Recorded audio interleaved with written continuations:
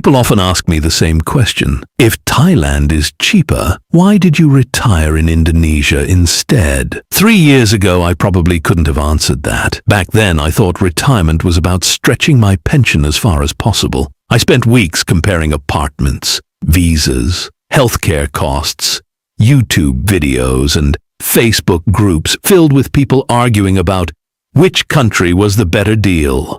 Thailand always seemed to win. Better infrastructure, more expat communities, more restaurants, more conveniences. On paper, choosing Thailand looked like the obvious decision. But today, sitting on my small porch just outside Ubud, listening to the sound of roosters somewhere beyond the rice fields while my neighbor waves at me on his morning walk, I realize something. I wasn't searching for the cheapest retirement. I was searching for a place where I no longer felt invisible. And strangely enough, Indonesia gave me something no spreadsheet ever could. At 65, my life in Birmingham had become painfully predictable. My wife had passed away 4 years earlier after a long illness. The silence she left behind never really disappeared. My son lived in Canada. My daughter was busy raising her own family. They loved me. I never doubted that. But life has a way of pulling families in different directions. Every evening I ate dinner in front of the television. Every weekend looked exactly like the one before. I wasn't unhappy. I was simply existing. One rainy afternoon, I found myself watching videos of retirees living in Southeast Asia. Some were in Chiang Mai. Others were in Pattaya. A few had settled in Bali. For months I compared everything. Healthcare, rent, food, internet, safety, weather. Thailand kept coming out ahead. So I almost bought a condo there. In fact, I had already contacted an agent. Then something happened that changed everything.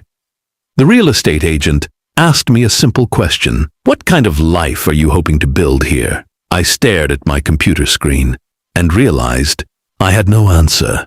All I knew was that I wanted to escape loneliness, not just lower my expenses.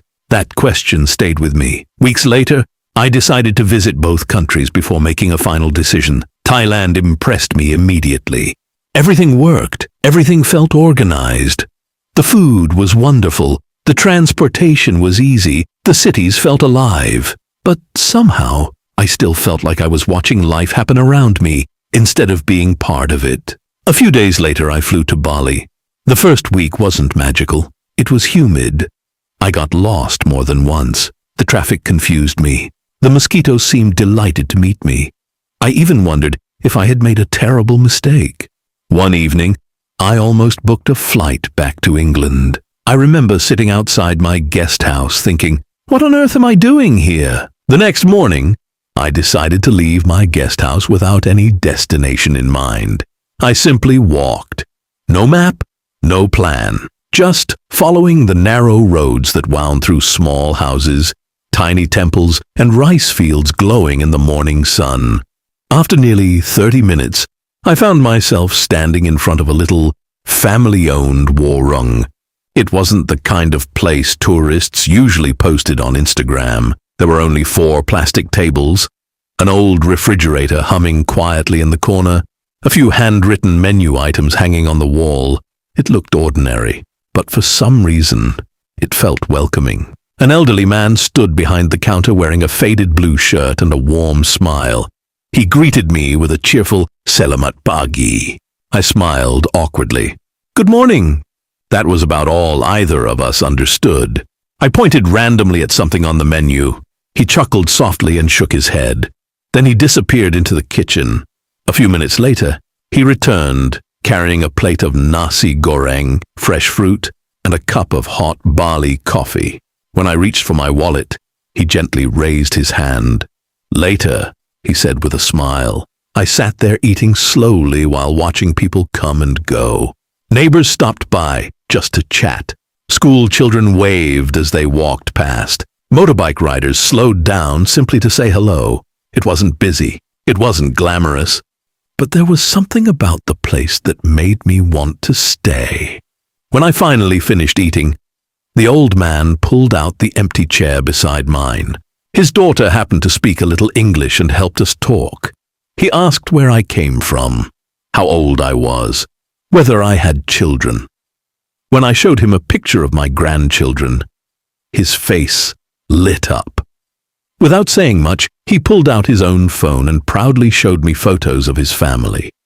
For a moment, it didn't matter that we lived on opposite sides of the world. We were simply two grandfathers, talking about the people we loved. Before I left, he smiled, pointed to the empty chair across from him, and said just one word: tomorrow. The next day I came back, then the day after that, and somehow returning became part of my routine. Every visit introduced me to someone new. The fruit seller next door learned I liked mangoes and always saved the sweetest ones for me. A young mechanic insisted on checking my scooter tires every few weeks because he worried about the foreign uncle. Children cycling home from school would shout, "Hello, Mr. David," before racing away laughing. One afternoon, the old man invited me to attend his granddaughter's birthday celebration. I almost declined. I didn't want to intrude, but he insisted. That evening I found myself sitting on a plastic chair surrounded by 3 generations of one family. They laughed, shared food, passed plates around the table. Although I understood only bits and pieces of the conversation, I never once felt left out. Someone was always making sure my plate was full. Someone was always asking if I needed another drink. As I looked around the table, something unexpected happened. For the first time since my wife passed away, dinner no longer felt lonely, and I realized something. I hadn't been searching for a country. I'd been searching for people. People still ask if I regret not choosing Thailand. My answer is always the same. I don't think Thailand would have been the wrong choice. It simply wasn't the right choice for me. My house in Bali is smaller than the one I left behind in England. The roads aren't perfect. The power goes out once in a while. Life here certainly isn't flawless. But every morning, someone greets me by name. Someone asks how I'm doing. Someone notices if I haven't stopped by for coffee. Those little moments remind me that I'm no longer just passing through. Looking back now, I realize I spent months comparing countries by rent prices, healthcare, and cost of living. What I should have been comparing was something far more important. Where would I feel like I belonged? At 68, I've learned that retirement isn't about finding the cheapest place to live. It's about finding the place where your heart finally feels at home. I came to Indonesia thinking I was choosing a country. Instead, I found a community. And in the end, that made all the difference. I came to Indonesia thinking I was choosing a country. Instead, I found a community.